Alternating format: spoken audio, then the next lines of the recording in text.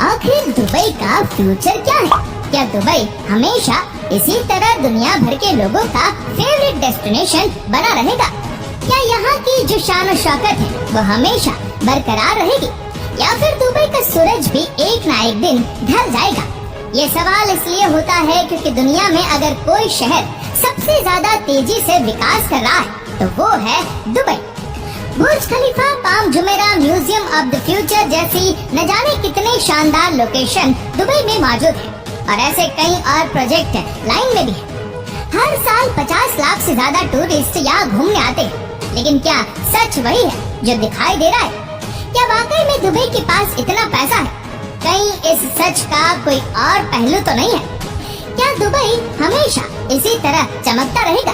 क्या कभी इसकी चमक कम तो नहीं होगी? तो चलिए बात करते हैं आज दुबई के पास्ट और आने वाले जबरदस्त फ्यूचर की।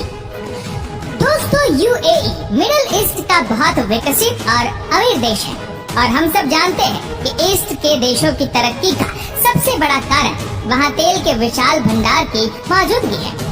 दुबई यूएई का सबसे महत्वपूर्ण शहर है, लेकिन दुबई की ऑफिशियल वेबसाइट के मुताबिक दुबई की जीडीपी में तेल का योगदान केवल 1% है, और 95% टूरिज्म, सी ट्रेड और फाइनेंस से आता है। लेकिन इस बात में कितनी सच्चाई है, इस पर थोड़ा सा शक है। तो चलिए इस बात की खोजबीन कर लेते हैं। इसके लिए हमें दुबई के इतिहास में जाना पड़ेगा।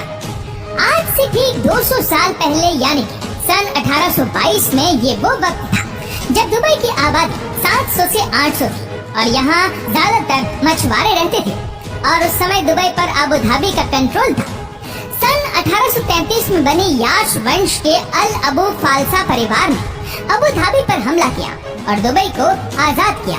इस जंग के बाद उबैद बिन सईद और मखतूम बिन बुत्ती ने जीत के बाद दुबई पर राज किया। जंग के 3 साल बाद उबैद बिन सईद की मौत के बाद मखतूम बिन बुत्ती ने दुबई पर राज किया, और तब से लेकर आज तक मखतूम फैमिली ही दुबई पर शासन कर रही है।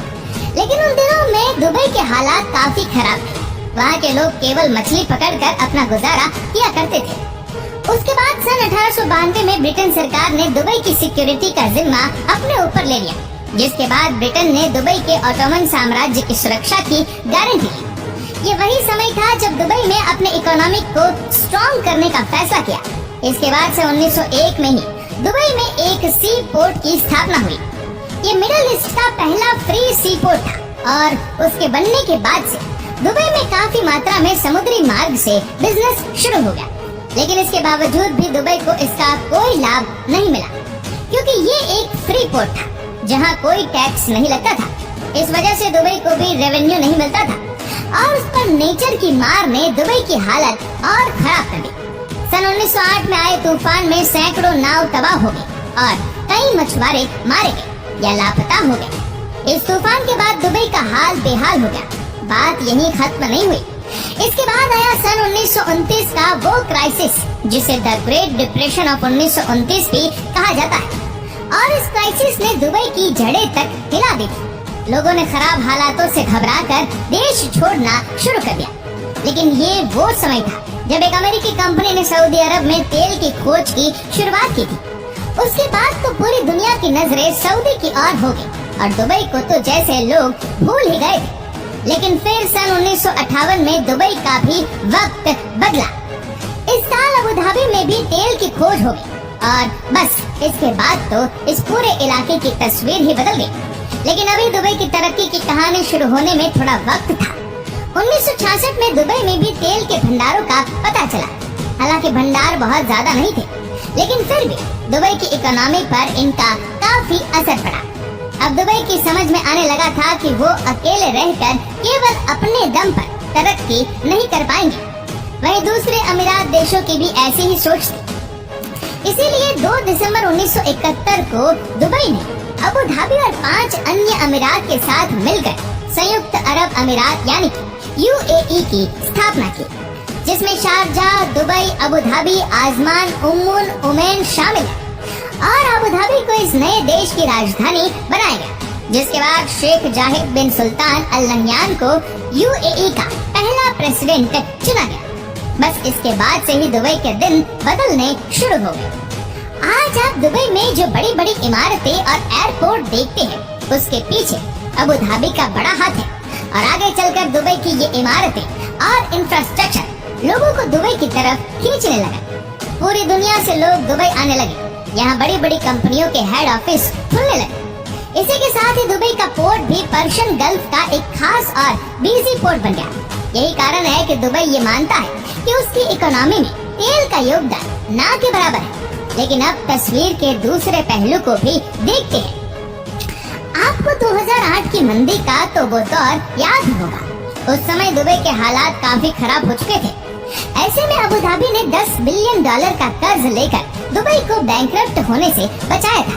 और आज दुबई की जो चमक दमक आपको दिखाई देती है, उसके चक्कर में दुबई के ऊपर करोड़ों डॉलर का विदेशी कर्ज हो चुका है, जिसमें सबसे ज्यादा कर्ज अबू धाबी का है। और अबू धाबी की 85% इकोनॉमी ऑयल बेस्ड है। तो दुबई की इकोनॉमी में तेल का योगदान नहीं है, ये बात तो गलत साबित हो जाती है। अब बात करते हैं उन 5 खतरों के बारे में जो कि आने वाले फ्यूचर में दुबई के लिए मुसीबत बन सकते हैं। जिसमें से पहला तो दुबई की ऑयल पर डिपेंडेंसी है, जिसे हम प्रूव भी कर चुके हैं। दूसरा है रियल एस्टेट।